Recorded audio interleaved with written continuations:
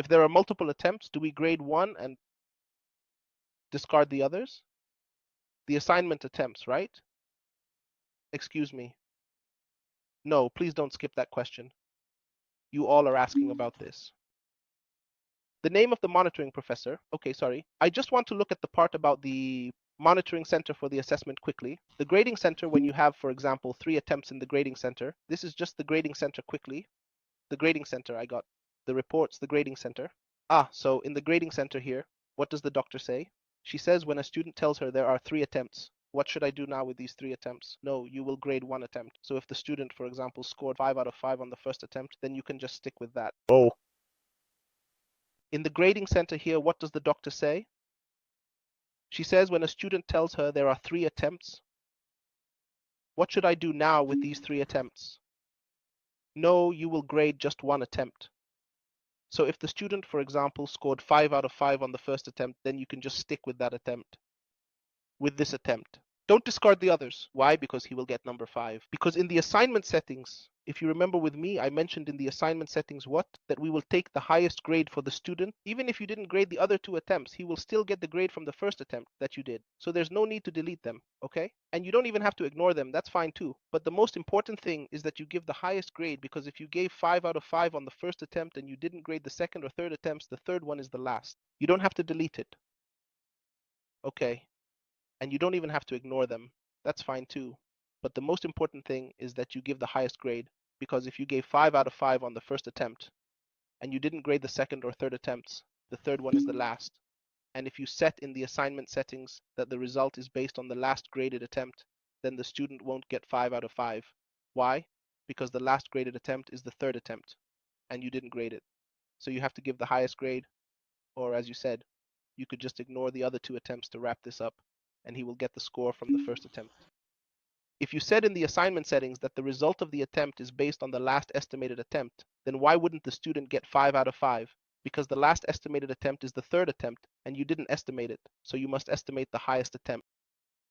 Or, as you said, you could just ignore the other 2 attempts to wrap this up, and he will get the score from the first attempt. Okay, the question. From Dr. Mohammed Al-Tayeb about the name of the repeated professor. I don't know what the name of the repeated professor is here in the monitoring center, and I don't understand the part the doctor is talking about.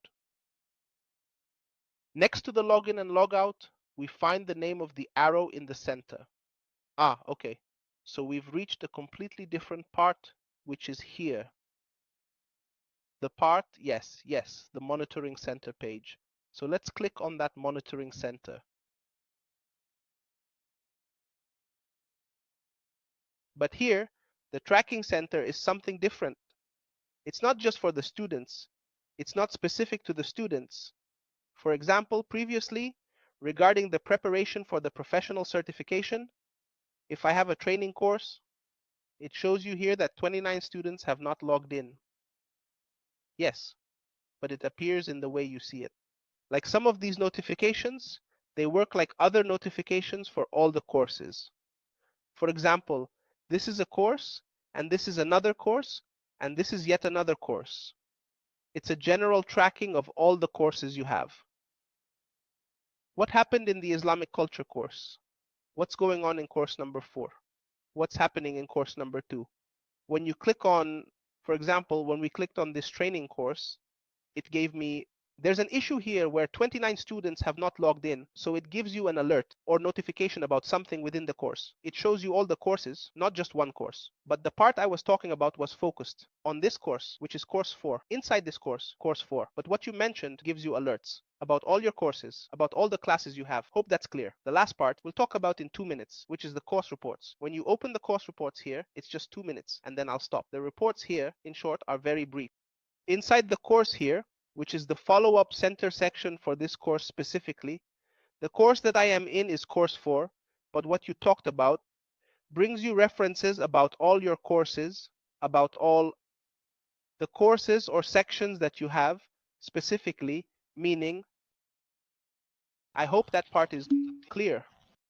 The last part is course reports. Opening course reports takes 2 minutes, then I'll stop.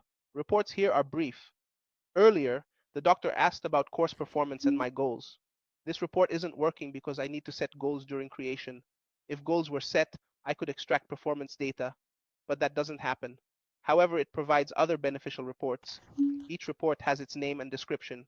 To know what a report does, read its description. If goals were set, performance data could be extracted, but it doesn't. Each report has a name and description. Read the description to know what the report does. For example, all user activities in content areas shows student activity. Content areas include course content and assignments. To see student activity, click the arrow button and select Run.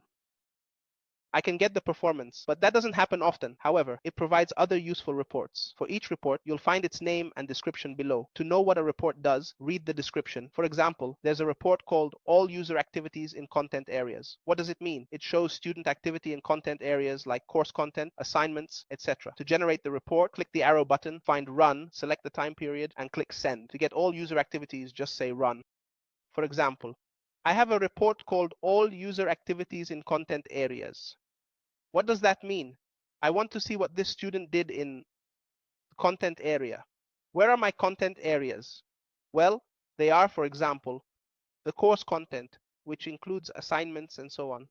So if I want to see the student's activity, what do I need to do to generate the report? I need to do this. When you click on the arrow button, you will find the word Run. You run it, and then you come here to select the time period. I want this report to show for a specific time period. After I set the time period, I say Send to run my report. So if I want to get, for example, all user activities, I just say Run. Then I specify whether my report will be in PDF, Excel, or Word format. I can choose whether I want the report for a specific student or for all students. I control the email, hit the keys, and say Send to generate the report. Now I'm going to show you the part related to how the report looks. Let me also prepare for you how the report will appear. The report will look like this. For example, I wanted to see an overview of the student's activity on June 4th, 2021. I want to see the student's activity. Now, when I did his report, he brought me exactly one activity and said to me, by God, this student entered the test called the questions of the third activity. He entered, for example, once on such and such a day, on such and such a date. He entered the content folder and gave me what he gave me. He entered this folder twice at such and such a time. Also, the time is sitting on it, 1/100th of an hour. See how many minutes you have left to work. This is regarding the detail of the report detail. I can make a report about a student that shows that no activity was recorded. For example, I made a report about this student on a specific day, and it turned out that this student did not have any activity in the course. So this is the part related to the report. The mechanism for setting goals for this report. This mechanism means that I cannot tell you that I know because I really do not know what the mechanism is for setting goals is, so that I do not fulfill them. Okay, so we end or have finished our meeting, and I would like to just, before we go out for the Maghrib prayer, end our meeting so that we can pray the Maghrib prayer quickly. If you have any questions or issues regarding the parts we discussed or about Blackboard in general, I hope you found the session beneficial. If there's anything, I'm here for you in the technical support. For the instructors, as you can see, this is the technical support for the instructors.